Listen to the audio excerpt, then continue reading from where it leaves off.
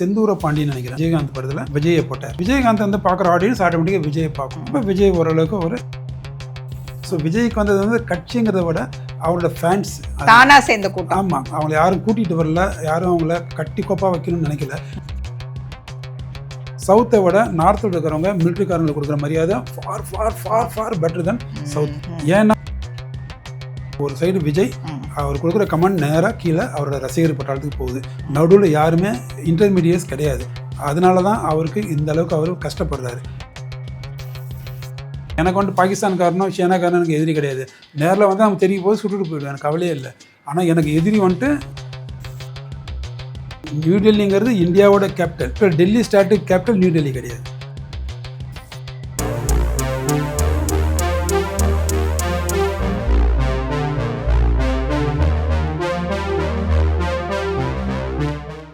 வணக்கம், நாங்கள் மாதிரி எப்படி இருக்கிறீங்க? நல்லா இருக்கேன் ராமலிங்கம், நீங்க எப்படி இருக்கீங்க? நல்லா இருக்கிறேன். இன்னைக்கு என்ன படம் ரிவ்யூ? மாநகர காவல். ஓ, அது ரொம்ப பழைய படம்ல. பழைய படம், ஆனால் இன்னும் விஜயகாந்த் ரசிகர்கள் மனசுல இருந்து நீங்காத படம். அதில் விஜயகாந்த் பேசிக்கலா போலீஸ் ஆஃபீஸராக இருப்பாரு. ஸோ அது படம் உண்மையிலே அருமையான படம். அதனால அது பண்ணலான்னு நினைக்கிறோம். சம்வேர் 1991 வந்தது.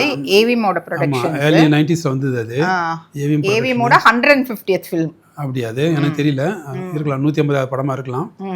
அது இல்லாமல் இந்த ஃபில்மோட அந்த டைட்டில் பார்த்தீங்கன்னா என்ன சொல்லுவாங்கன்னாக்கா a film by film institute students அது மாதிரி போடுவாங்க. மேபி அந்த படத்தில் வந்துட்டு ஃபில்ம் இன்ஸ்டியூட்லேருந்து அந்த பசங்கள்லாம் பண்ணியிருக்கலாம், ரொம்ப இன்வால்வ் ஆகி நடந்திருக்கலாம், அதனால் போட்டிருப்பாங்க. ஸோ அதனால் இந்த படத்தை பற்றி பேசலான்னு இருக்கோம். ஸோ மாநகர காவல் பேசிக்கலாக விஜயகாந்த் வந்து ஒரு தமிழ்நாடு போலீஸ் ஆஃபீஸர், ஏசிபியாக இருப்பார், ஐபிஎஸ் ஆஃபீஸர். ஆனால் அவரோட சந்தர்ப்ப சூழ்நிலையால் அவர் வந்துட்டு ஒரு வில்லனை டெல்லிக்கு போயிட்டு துரத்திக்கிட்டு போய் அங்கே ஒரு வில்லனை நியூட்ரலைஸ் பண்ணணும் அப்படிங்கிறது போவார். அதுதான் படத்தோட கதை. ஸோ இதில் ஹீரோயின் பார்த்தா பெருசாக யாரும் இல்லை, ஃபுல் அண்ட் ஃபுல் விஜயோட படம் தான் அது. அது படத்தில் 90% படம் பார்த்தோம்னா டெல்லி பேஸ் பண்ணி தான் இருக்கும். படத்துக்கு போகலான்னு நினைக்கிறேன். டைட்டில் பற்றி கொஞ்சம் சொல்லுங்களேன். டைட்டில் எப்போ நம்ம ஆரம்பிக்கிற மாதிரி தான் படத்துக்கு டைட்டில் பார்த்தோம்னா மாநகர காவல். மாநகர காவல் தமிழில் பார்க்கும்போது புதுசாக கேட்கும், அது இங்கிலீஷில் சொல்லும்போது எல்லாத்துக்கும் கேட்டு பழகி இருக்கும். இப்போல்லாம் வந்துட்டு காவல் அப்படின்னு தமிழில் போலீஸ் வேனில் எழுதியிருக்கும், இங்கிலீஷில் போலீஸ் எழுதியிருக்கும். அப்போ சொல்கிறது 90s எல்லாம் எப்படி இருக்குன்னாக்கா, இப்போ ரூரல் போலீஸ் வேறு, சிட்டியில் இருக்கிற போலீஸ் வேறு, கமிஷனரேட்னு சொல்லி அதனால சிட்டி, அதனால் சிட்டி போலீஸ் அப்படின்னு வண்டியில் எழுதியிருக்கும். இதில் கூட படத்தில் பார்த்தீங்கன்னாக்கா விஜயகாந்த் யூஸ் பண்ணுற ஜீப்புக்கு முன்னாடி அதான் எழுதியிருக்கும். அப்படின்னு சிட்டி போலீஸ். சிட்டி போலீஸோட தமிழாக்கம் தான் மாநகர காவல். அவ்வளோதான், வேறு ஒன்றுமே கிடையாது. ஸோ அது அவர் வந்துட்டு சென்னையில் ஏசிபியாக ஒர்க் பண்ணுறாரு. அவர் யூஸ் பண்ணுற வண்டியிலலாம் கூட அது மாநகர காவல்னு எழுதியிருக்கும். அதை பேஸ் பண்ணி படத்துக்கு மாநகர காவல் அப்படின்னு டைட்டில் வச்சுருக்காங்க. இதில் என்ன பியூட்டினாக்கா, இது வந்துட்டு மாநகர காவல் சென்னை சிட்டி பேஸ் பண்ணி அது ஜீப்பில் எழுதியிருக்கும். ஆனால் படத்தில் லிட்ரலி இவர் மாநகர காவலுக்கு போயிடுவார், எங்கே டெல்லிக்கு. ஸோ அதனால இங்கேயும் இது மாநகரம் தான், அதுவும் மாநகரம் தான், சென்னை அண்ட் டெல்லி. அதனால ரெண்டு இடத்துலையும் இந்த போலீஸோட இது நடக்கிறதுனால மாநகர காவல் அப்படின்னு வைக்கிறதுன்ட்டு ரொம்ப ஆப்டா இருக்கு, அருமையா இருந்துச்சு. நீங்க டெல்லின்னு சொன்னோன்னே ஞாபகம் வருது, நீங்க டெல்லியில் ரொம்ப வருஷம் இருந்திருக்கீங்க. 20-25 வருஷம் இருந்துக்கிறேன் நான். ஸோ உங்களுக்கு டெல்லியை பற்றி நல்லா தெரியும். நியூ டெல்லின்னு சொல்றாங்க, அப்படின்னா ஓல்ட் டெல்லின்னு ஒன்று இருக்கா என்ன? ஓகே, இது நல்ல கேள்வி. வியூவர்ஸ் எல்லாத்துக்கும் உங்களுக்கும் சொல்லணும். நியூ டெல்லி இந்தியாவோட கேபிட்டல் நியூ டெல்லின்னு சொல்கிறோம். அப்படின்னா பொதுவாக எல்லாத்துக்கும் ஒரு மனசில் ஒரு என்ன ஒரு கேள்வி வரும்னா, நியூ டெல்லின்னு சொல்கிறோமே, அப்படின்னா ஓல்டு டெல்லி அப்படின்னு ஒன்று இருக்கா அப்படின்னு கேட்குறீங்க இல்லையா? அப்படி ஓல்டு டெல்லின்னு ஒன்று கிடையாது, ஆனால் டெல்லின்னு ஒன்று இருக்குது. ஃபார் எக்ஸாம்பிள் நான் வேறு மாதிரி கேட்குறவங்கள ஓல்டு டெல்லின்னு ஏன் பேர் வைக்கலன்னு. இப்போ உங்களுக்கு எந்திரன் படம் வந்தது, எந்திரன் 2 வந்தது, அப்படின்னா எந்திரன் 1ன்னு பேர் வைக்கல. காஞ்சனா 2, 3ன்னு வந்தது படம், காஞ்சனா 1ன்னு வைக்கல. பாகுபலி 2 வந்தது, பாகுபலி 1 வைக்கல. ஏன் அது பாகுபலி 1 வைக்கல, எந்திரன் 1 வைக்கல, காஞ்சனா 1 ஏன் வைக்கல சொல்லுங்க? அந்த பேர் ஏன் அப்படி வைக்கல? ஏன்னா அவங்க ஃபர்ஸ்ட் நினைச்சிருக்க மாட்டாங்க இந்த மாதிரி இது படம் ஹிட் ஆகும், நம்ம திருப்பி இன்னொரு படம் இந்த மாதிரி எடுக்க போறோம்னு, நம்பர் 2, 3 கொடுக்க போறோம்னு நினைச்சிருக்க மாட்டாங்க. ஸோ அதனால அவங்க மொட்டையா வச்சிருப்பாங்க. அது மாதிரி அந்த காலத்துல டெல்லிக்கு பேர் வைக்கும்போது அவங்க நியூ டெல்லின்னு ஒன்று வரப்போகுதுன்னு நினைச்சிருக்க மாட்டாங்க. ஸோ அப்போ வைக்கும் போது ஓல்டு டெல்லின்னு ஒன்று வைக்கணும்னு அவசியம் இல்லை, வெறும் டெல்லின்னு தான் வச்சாங்க அவங்க. அப்படி டெல்லின்னு வச்சிட்ட பிறகு புதுசாக மறுபடியும் ஒரு சிட்டி பிளான்ட் சிட்டி கொண்டாடும் போது அது நியூ டெல்லின்னு கொண்டாட வச்சாங்க. அதுதான் டெல்லிக்கும் நியூ டெல்லிக்கும் ஒரு வித்தியாசம். ஸோ நியூ டெல்லின்னு ஒன்று இருக்கு, ஆனால் ஓல்டு டெல்லின்னு கிடையாது, டெல்லின்னு தான் இருக்கு. சரியா?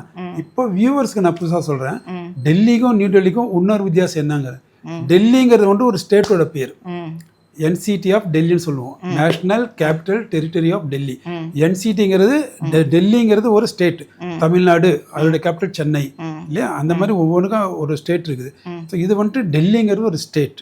சரியா? ஆனால் நியூ டெல்லிங்கிறது ஒரு டெல்லி ஸ்டேட்டுக்கு உள்ளே இருக்கிற ஒரு டிஸ்ட்ரிக்ட். எப்படி தமிழ்நாடுன்னு சொல்கிற ஒரு ஸ்டேட்டு, தமிழ்நாடுக்குள்ளே உங்களுக்கு கரூர், திருச்சி, சேலம், இது மாதிரி விழுப்புரம் இப்படி டிஸ்ட்ரிக்ட் வருதோ, அது மாதிரி டெல்லிங்கிற ஸ்டேட்டுக்குள்ளே இருக்கிற ஒரு டிஸ்ட்ரிக்ட் பேர் தான் நியூ டெல்லி.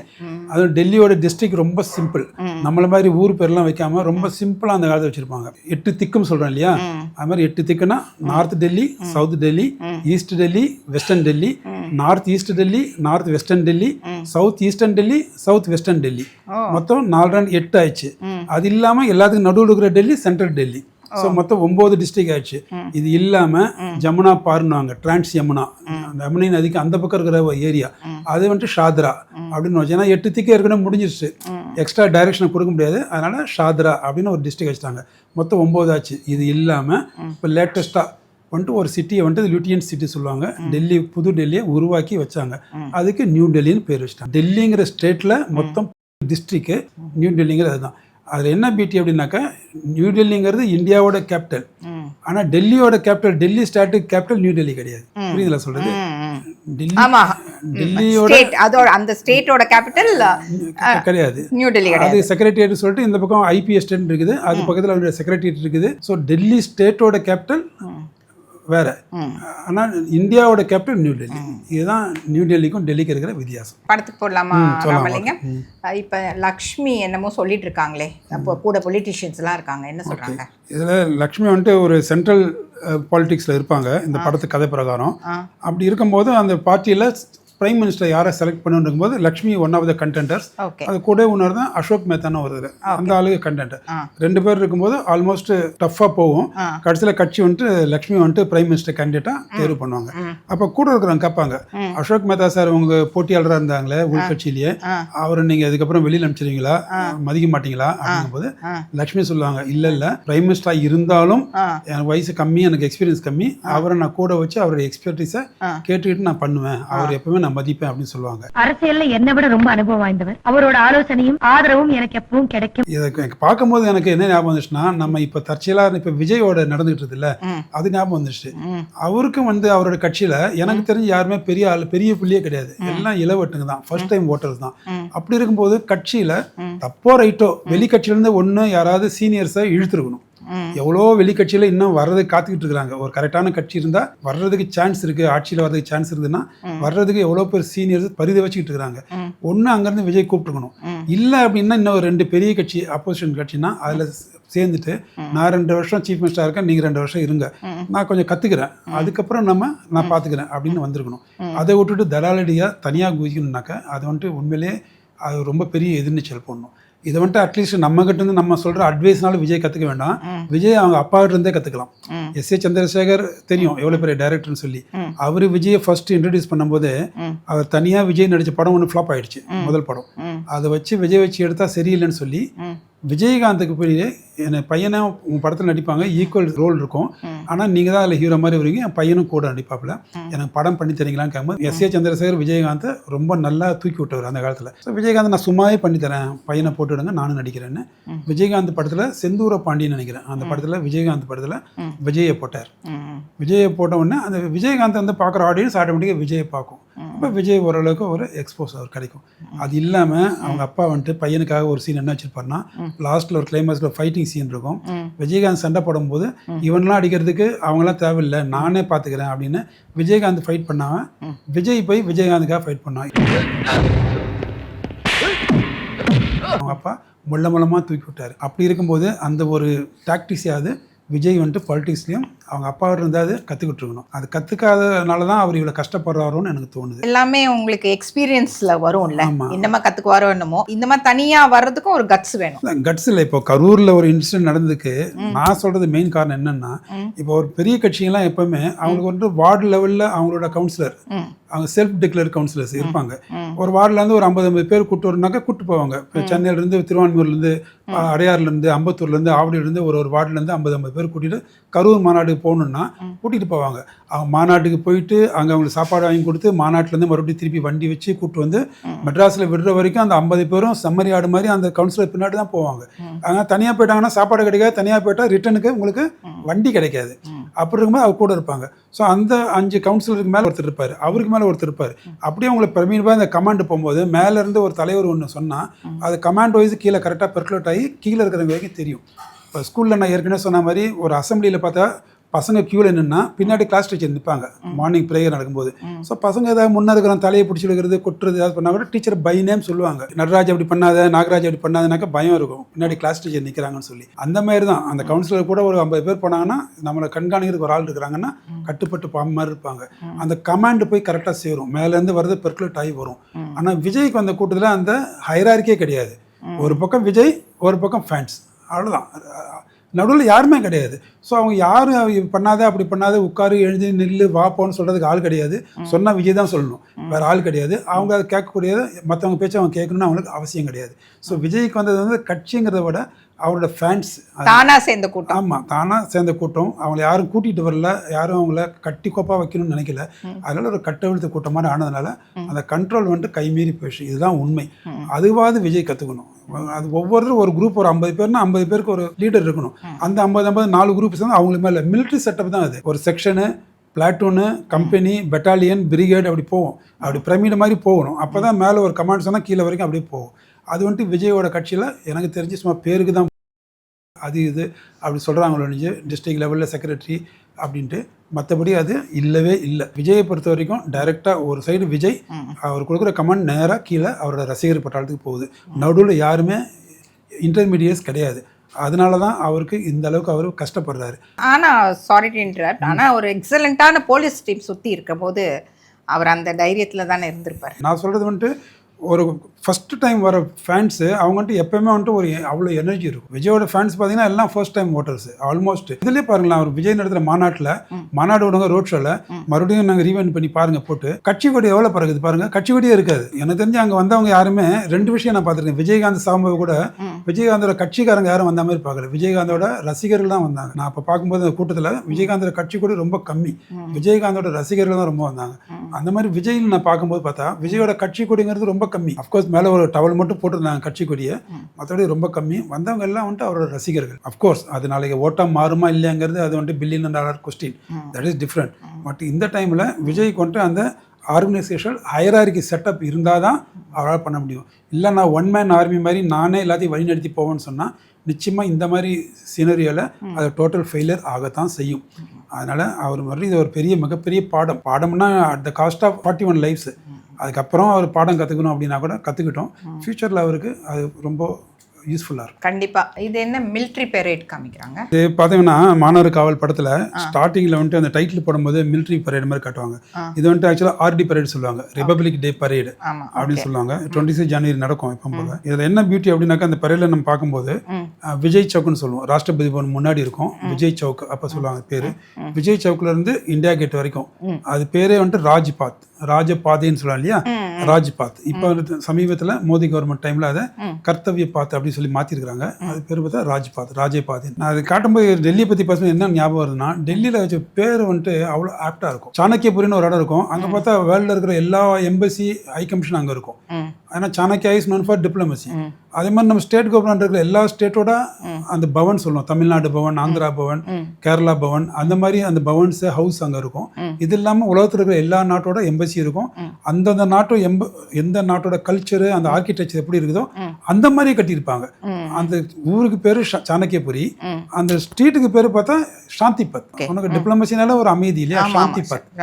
இந்த பக்கம் பார்த்தா நீதி மார்க், அந்த பக்கம் பார்த்தா நியாய மார்க். எல்லாமே பார்த்தா அந்த ஏரியாவுக்கு உண்டானது அழகா வச்சிருப்பாங்க. டெல்லி அந்த பேர் கேட்கும் போது உண்மையிலே அழகா இருக்கும். இப்ப கூட வந்து சமீபத்துல அந்த ரோடு பேரை மாத்தி அதுல ஒரு கான்ட்ரவர்சி ஆச்சு. கான்ட்ரவர்சியும் சொல்ல முடியாது, அது ஒரு இன்டெலிஜென்ட்டான ஒரு மூவ். அது என்ன பண்ணாங்கன்னா, டெல்லியில வந்துட்டு எல்லா ரோடும் முக்காவாசி பெரிய நம்ம பார்த்தீங்கன்னா அந்த காலத்துல நம்ம ஆண்ட முகலாய பேரரசுகள் முகல்ஸோட பேர் இருக்கும்.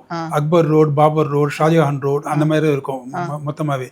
அந்த மாதிரி ஒரு ரோடு பார்த்தோம்னா அவுரங்கசீப் ரோடு. அவுரங்கசீப்ங்கிறது நம்ம எல்லாத்துக்குமே தெரியும். ஹிஸ்டரி வந்துட்டு அவுரங்கசீப்பை பத்தி எப்படி எல்லாம் பேசுது அப்படிங்கிறது அப்படிங்கும்போது ஒரு நல்ல இமேஜே கிடையாது. அவுரங்கசீப்புங்கிறது வந்துட்டு ஹிந்துக்கு மெயினாக அகேன்ஸ்டாக இருந்தவர்னு தெரியும். அவுரங்கசீப் ரோடு வந்துட்டு ஆனால் ரொம்ப பாப்புலர் சவுத் டெல்லியில் இருக்குது. அப்போ அது பேரை மாற்றணும்னு யாரோ ப்ரப்போசல் வச்சாங்க. பேரை மாற்றலாம், அவுரங்கசீப் பேரை மாற்றிட்டு நம்ம வேற ஏதாவது ஒரு பேர் வச்சோம்னா நிச்சயமாக பெரிய ஹங்காமா நடக்கும் அப்படின்னு நினச்சி யாரோட பிரெயின் அது தெரியாது. அவுரங்கசீப் பேரை எடுத்துட்டு அந்த ரோட்டுக்கு யார் பேர் வச்சாங்க சொல்லுங்க பார்க்கலாம். APJ Abdul Kalam road. அவுரங்கசீப்ங்கிறது ஒரு பர்டிகுலர் கம்யூனிட்டி, முஸ்லீம் கம்யூனிட்டி வச்சுங்க. முஸ்லீம் கம்யூனிட்டி பேர் எடுத்துட்டு மறுபடியும் ஏபிஜே அப்துல் கலாம் பேரை வச்சோம்னா யாராவது ஈவன் முஸ்லீம் கம்யூனிட்டியில் யாராவது சண்டை போடுவாங்களா? யாருமே அப்செக்ட் பண்ண மாட்டாங்க. ஸ்மூத் டிரான்சிஷன் அழகா ஆச்சு, ஒண்ணுமே நடக்கல. அது ஒரு பக்கம் பிடிக்காத ஒரு ஆளு அவுரங்கசீப், அவரை எலிமினேட் பண்ணியாச்சு. இன்னொரு பக்கம் ரொம்ப பிடிச்சவருக்கு ஒரு அருமையான மரியாதை கொடுத்தாச்சு. அதுக்கு வேற எந்த பப்ளிக்கோட ஒரு பெரிய ஒரு அப்ஜெக்ஷன்ஸ் எதுவும் இல்லை. அது பண்ணது உண்மையிலே யாரோட மூளைன்னு தெரியாது, ஆனா ஒரு அருமையான வேலை பண்ணாங்க. ஸோ டெல்லின்னு பார்க்கும்போது எனக்கு அதான் ஞாபகம் வந்துச்சு. மறுபடியும் நான் பரேடுக்கு வரேன். பரேடு விஜய் சௌக்கில் இருந்து இந்தியா கேட் வரைக்கும் நம்ம டிவியில் பார்க்குறோம் இல்லையா? அப்போதான் அந்த டேபிள் ஒவ்வொரு ஸ்டேட்ல ரெப்ரசென்ட் பண்ணி ஒரு டேபிள் மாதிரி வண்டியில் போவோம். இப்போ தமிழ்நாடுனாக்கா யூஸ்வலாக பார்த்தீங்கன்னா மகாபலிபுரத்தை காட்டுவாங்க, தஞ்சாவூர் கோயில் அதெல்லாம் அலங்காரம் பண்ணி போவாங்க. நார்த் ஈஸ்ட்னாக்கா அவங்க இந்த கூடை பின்னுறது, அது பின்னுறது, அது மாதிரி மூங்கில் சம்மந்தப்பட்டது. கோவானாக்கா அவங்க வெஸ்டர்ன் ஸ்டைலில் கிட்டார் வச்சுட்டு பாடுறது, அந்த மாதிரி அந்த நாட்டுக்கு ரெப்ரசென்ட் பண்ணுற மாதிரி அந்த கல்ச்சரல் ரெப்ரசன்டேஷன் இந்த டேபிள் போகும். அதுக்கப்புறம் அவங்களுக்கு குதிரை ஆட்டம், பொம்மல் ஆட்டம், கதகளி, அந்த மாதிரி அந்த ட்ரூப் போகும். அந்த கல்ச்சரல் எல்லாம் போயிட்ட பிறகுதான் மிலிட்ரி அதுக்கப்புறம் பரேட் ஆரம்பிக்கும்.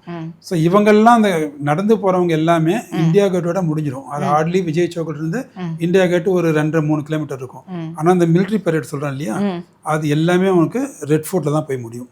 அந்த வெஹிக்கிள்ஸ், டேங்கு, பீரங்கி அதெல்லாம் வந்துட்டு இந்தியா கேட்ல முடிஞ்சிடும். மார்ச் பாஸ் பண்ணி போறவங்க லால் கிலான்னு சொல்லுவாங்க, ரெட் ஃபோர்ட், அங்கதான் போய் முடியும்.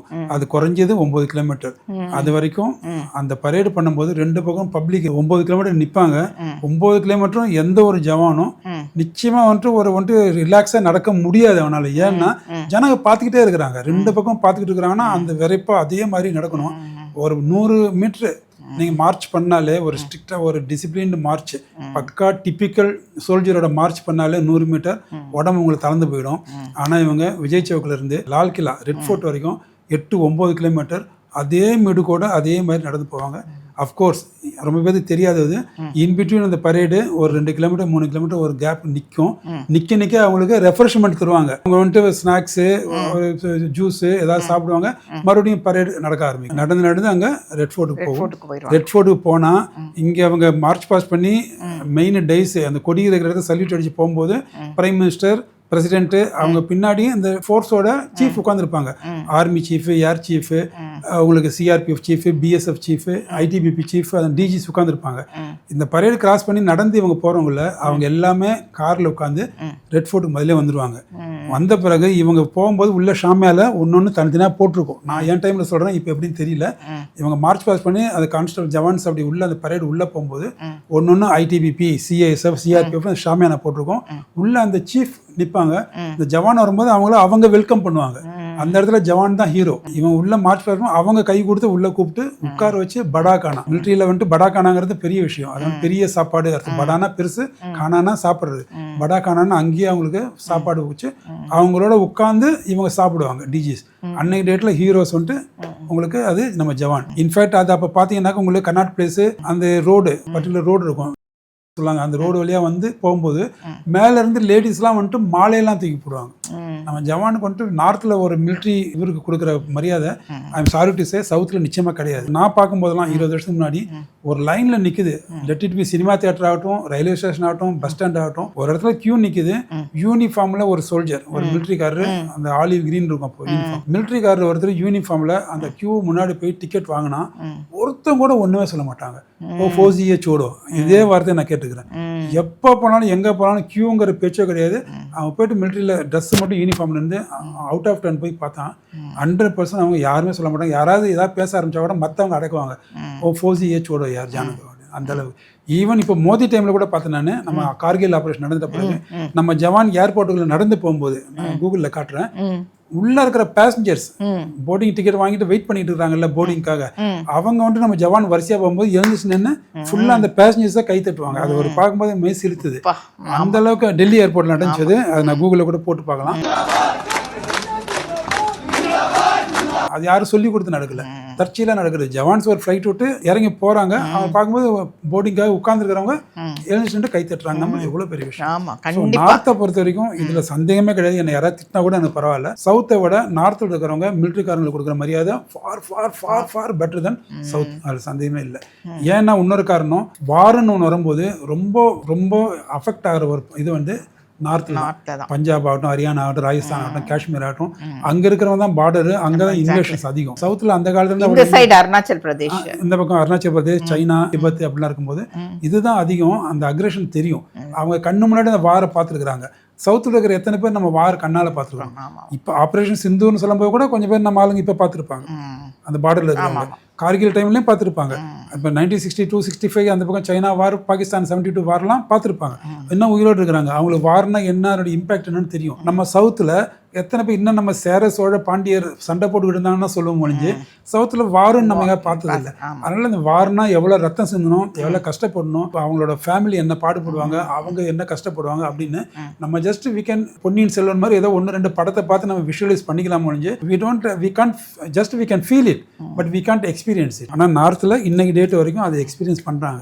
அதனால தான் நம்ம கொடுக்குறத விட அவங்க அதிகமாகவே மிலிட்ரிக்காரங்களுக்கு மரியாதை கொடுக்குறாங்க. நிஜமாவே அந்த ஜவான்ஸ்க்கு வந்து ஒரு பெரிய சல்யூட். ஆமா, பார்டர்ல நம்மள எல்லாத்தையும் காப்பாத்துறது அவங்க தான். ஆமா, இதை விட குடும்பம் என்னன்னாக்கா, நீங்க யாராவது நம்ம ஆளோட ஜவானை போய் கேட்டு பாருங்க, உங்களுக்கு உண்மையான எதிரி யாருன்னா ரொம்ப சிம்பிளா சொல்லுவாங்க. நான் வியூவர்ஸ் சேர்த்து சொல்றேன். நாங்கள் வந்துட்டு காஷ்மீர்ல வந்துட்டு சியாச்சின்லயோ இல்லை வேற எங்கேயா லே லடாக்லையோ எனக்கு நம்ம ஜவானுக்கிட்ட உன்னுடைய உண்மையான எதிரினா யாரை நினைக்கிறேன்னு கேட்டு பாருங்க. அவங்க வந்துட்டு என்னுடைய உண்மையான எதிரி சைனீஸையோ இல்லை நான் சைனாவோட மிலிட்ரிக்காரங்களையோ பாகிஸ்தானோட மிலிட்ரிக்காரையும் நான் எதிரி நினைக்கிறல. அவங்க வந்தால் சுற்றலாம், அதெல்லாம் நாங்கள் தாக்கு பிடிச்சிருவோம். எங்களோட உண்மையான எதிரி யாருன்னா இங்கே இருக்கிற கிளைமேட் அப்படின்னா. மார்கழி மாதம் குளிருக்கு நம்ம சும்மா ஒரு டவலை கட்டிட்டு கோலம் போடுறதுக்கு வெளில வந்துடுறோம், இது குளிர்னு சொல்லி. உண்மையான குளிர் என்னென்னா டெல்லிக்கு போனாலே குளிர்னு சொல்கிறோம். அது அதிகமாக போனால் 7 டிகிரி வரைக்கும் இருக்கும், அது கீழே போகாது. ஆக்சுவலாக போய் காஷ்மீரில் லே லடாக், சியாச்சின் மாதிரி இடத்துல போய் இருந்ததை பார்த்தா தான் தெரியும் கார்கில் வார்ல எவ்வளோ கஷ்டப்படுவாங்க. ஸோ நம்ம ஜவானை பொறுத்த வரைக்கும் யாரை கேட்டாலும், அதுவும் மெட்ராஸில் பிறந்து வளர்ந்து ஒரு கன்னியாகுமரியிலையோ திருநெல்வேலியிலையோ பிறந்த ஒரு ஜவான் இங்கேருந்து போய் மிலிட்ரியில் சேர்ந்துட்டு அவனுக்கு கொண்டு போய் நம்ம கார்கில்ல போடுறாங்க அப்படின்னாக்கா, சியாச்சின்ல போடுறாங்க அப்படின்னா, அங்கே இருக்க கிளைமேட் அவனுக்கு வந்துட்டு சான்ஸே இல்லை. அது மாதிரி கிளைமேட் அவன் முதல்ல நினச்சி கூட பார்த்தது இல்லை. அப்புறமா அந்த கிளைமேட்டில் இருக்கிறது அதுதான் எனக்கு எதிரி அப்படின்னு நான் சொல்லுவேன். எனக்கு வந்துட்டு பாகிஸ்தான்காரனோ சைனாக்காரனோ எனக்கு எதிரி கிடையாது. நேரில் வந்து அவங்க தெரிய போது சுட்டுட்டு போயிடுவேன், எனக்கு கவலையே இல்லை. ஆனால் எனக்கு எதிரி வந்துட்டு கிளைமேட். இந்த கிளைமேட்டை அந்த வெதர்லேருந்து தப்பிக்க முடியாது, அதுதான் கொடுமை அப்படின்னு சொல்லுவாங்க. அதனால் ஒரு நாளில் 2 நாளில் இப்போ நம்ம பேசிக்கிட்டு இருக்கிறோம், சினிமாவுக்கு போகிறோம், அது பார்க்குறோம், டிவி பார்க்குறோம். ஆனால் ஒவ்வொரு நாளும் ஒவ்வொரு நொடியும் அவங்க வீட்டில் இருக்கவங்கள டைரெக்டாக பேசக்கூட முடியாது அவங்களால. ஃபோன் டவர் கூட அங்கே இருக்காது. அப்படி இருக்கும் பட்சத்தில் நமக்காக ராத்திரி பகலும் அங்கே இருந்துட்டு பார்டர் ஒருத்தவங்க பாதுகாக்கிறாங்கன்னா really we have to give a big salute to them. இந்த சீனை பாருங்க ராமலிங்கம், பெரேட்ல வரிசையா வருவாங்களே, இது என்ன ஆர்டர் வர்றாங்க? அது மிலிட்ரி முதல்ல வந்துடும், ஏர்ஃபோர்ஸு, நேவி அதெல்லாம் வந்துடும், அந்த ஆர்டர் ஓகே. அதுக்கப்புறம் பேராமிலிட்ரி ஃபோர்ஸ் அப்படி வரும்போது பார்த்தா அது வந்துட்டு எப்படி சொல்கிறது, உங்களுக்கு பேராமிலிட்ரி ஃபோர்ஸ் என்ன சொல்லுவாங்கன்னா சென்ட்ரல் ஆர்ம்டு போலீஸ் ஃபோர்ஸ், சிஏபிஎஃப்னு சொல்லுவாங்க. அதில் பார்த்தா சிஆர்பிஎஃப், பிஎஸ்எஃப், ஐடிபிபி, சிஐஎஸ்எஃப் இதெல்லாம் ஒரு 8-9 வரும். அது எப்படி வரும்னா ஆல்ஃபபெட்டில் வரும். எடுத்து அசாம் ரைஃபிள்ஸ் வரும், பிஎஸ்எஃப் வரும், அது மாதிரி வரிசையாக வரும். அதில் இந்த ஆர்டரில் வரும், அவங்க போவாங்க. இதில் ஒன்று எல்லாம் பேர் ஓகே. இதில் ஒரு பேர் மட்டும் ஒரு வரும் கண்டிஜென்ட், எஸ்எஸ்பின்னு. எஸ்எஸ்பின்னா தெரியுமா அவங்க என்னென்னு? ஸ்பெஷல் செக்யூரிட்டி பீரோ இல்ல, இது வந்துட்டு ஸ்பெஷல் சர்வீஸ் பீரோ அப்படின்னு இருந்தது ஒரு முதல்ல. ஆமா, அப்படின்னு அது வந்துட்டு நம்மளோட ரிசர்ச் அண்ட் அனாலிசிஸ் விங் ரான்னு சொல்லுவோம் இல்லையா.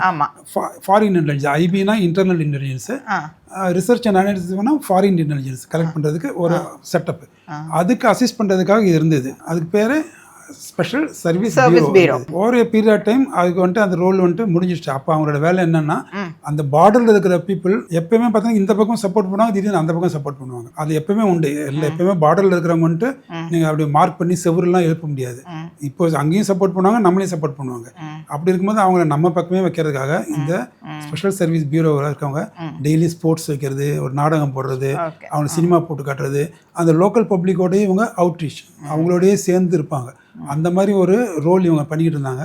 இப்போ எல்லாமே ஓரளவுக்கு செட்டில் ஆன பிறகு அந்த பேரே என்ன பண்ணிட்டாங்க, ஸ்பெஷல் சர்வீஸ் பியூரோங்கிறத மாற்றி அது பண்ணிட்டு சசஸ்திர சீமா பல் அப்படின்னு வச்சுட்டாங்க, SSB. So it is the only organisation having இந்த நேம் இன் இங்கிலீஷ், SSBன்னு இருக்கும். ஆனால் அதோடைய எக்ஸ்பென்ஷன் பார்த்தா ஹிந்தியில் இருக்கும். BSFனா பார்டர் செக்யூரிட்டி ஃபோர்ஸ் இங்கிலீஷ், CRPFனா central reserve police force English, ITBPனா இன்டோ டிபெட்டியன் பார்டர் போலீஸ் அப்படி இருக்கு, CISFனா சென்ட்ரல் இண்டஸ்ட்ரியல் செக்யூரிட்டி ஃபோர்ஸ். அது எல்லாத்தையுமே இங்கிலீஷில் அப்ரிவேஷனா அது எக்ஸ்பென்ஷன் இங்கிலீஷில் இருக்கும். இது மட்டும்தான் SSBக்கு பார்த்தோம்னாக்கா SSBன்னு இங்கிலீஷில் இருக்கும். ஆனால் அது எக்ஸ்பென்ஷன் பார்த்தா சசஸ்திர சீமா பல். ஏன்னா அந்த பழைய SSBக்கு ஈக்குவலாக வைக்கணுங்கிறதுக்காக அதை அப்படி ஈக்குவலாக வச்சுட்டாங்க. ஹிந்தியில் தான் மாற்றி போட்டாங்க. ஸோ அதோட ஒரிஜினல் நேம் வேறு, ஸ்பெஷல் சீக்ரெட் பியூரோவாக இருந்தது. இப்போ அது மாறிச்சு, ஸ்பெஷல் சர்வீஸ் பியூரோ. இதில் NCC கூட போகும்ல? ஆமாம், இல்லை NCC junior wing senior wing இருக்கு இல்லையா. ஸ்கூலில் இருக்கிறது ஜூனியர் விங்கு, காலேஜில் B சர்டிஃபிகேட் C சர்டிஃபிகேட் சொல்லுவாங்க, அது சீனியர் விங்கு. இப்போ NCCயில் ஒரு கண்டிஜன் போகும். ஆனால் அது NCCயில் பார்த்தீங்கன்னா தனித்தனி கண்டிஜன் கிடையாது. NCCயில் 3 விங் இருக்கு இல்லையா, அதுலேயும் நேவல் விங் இருக்குது, இன்ஃபேன்ட்ரி இருக்குது, அப்புறம் ஏர் விங் இருக்குது.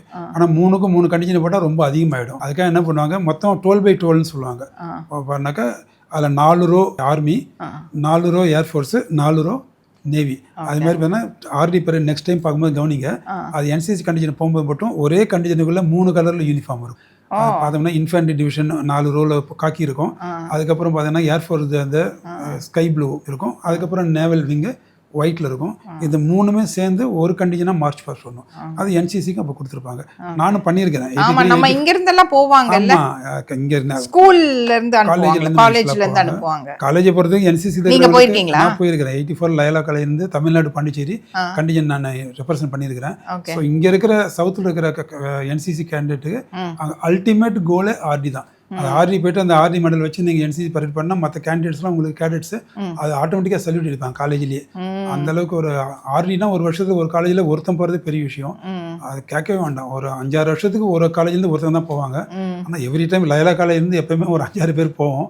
நானும் அப்போ வந்துட்டு இருந்து கேடட் கேப்டன் சொல்லுவாங்க. அப்போ NCC நேவல் விங் NCCயில் சாதாரணமாக கேப் சேலர் கேப் போடுவாங்க. RD கேம்ப் போயிட்டு வந்தாக்கா கேடட் கேப்டன் சொல்லுவாங்க CC. அப்போ அந்த P cap white and white navy போட்டு பீ கேப் போடலாம்.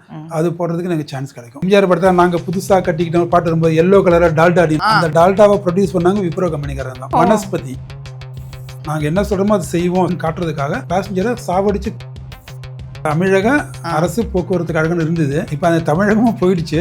இப்போ வெறும் அரசு போக்குவரத்து கழகம் தான் இருக்குது. அது ஏன் கொலை அப்படின்னாக்கா அதுக்கு ஒரு மோட்டிவ் இருக்கும். மோட்டிவோட செஞ்சால் அதுக்கு உண்டான தண்டனை அதிகமாக இருக்கும். மோட்டிவ் இல்லைனாக்கா அதுக்கு உண்டான தண்டனை அப்பா இல்லாமல் போயிட்டாரு, அவர் இருந்த இதெல்லாம் பார்த்து பரவசப்பட்டிருப்பாரு அப்படின்னு. அதுக்கு அவர் பையன் சொன்னாராம், இல்லைங்க இதெல்லாம் நம்ம தான் இப்போ பார்க்குறோம், அப்பா ஏற்கனவே கனவுல இதெல்லாம் பார்த்துட்டாரு, நாங்கள் ஃப்ளைட்டை கடத்திட்டு போயிட்டோம், நீங்கள் விடாகட்டி எங்கள் ஆளை விடாட்டி நாங்கள் 100 பேர் சாவடிச்சிடுவோம்னா இந்தியன் கவர்மெண்ட் நீட் நாட் ஒரு 20 வருஷம் 25 வருஷத்துக்கு பின்னாடி வரப்போகிறத இன்னைக்கு டேட்டில் அவங்க பார்க்குறாங்க. அதுதான் பிஸ்னஸ் மேன்.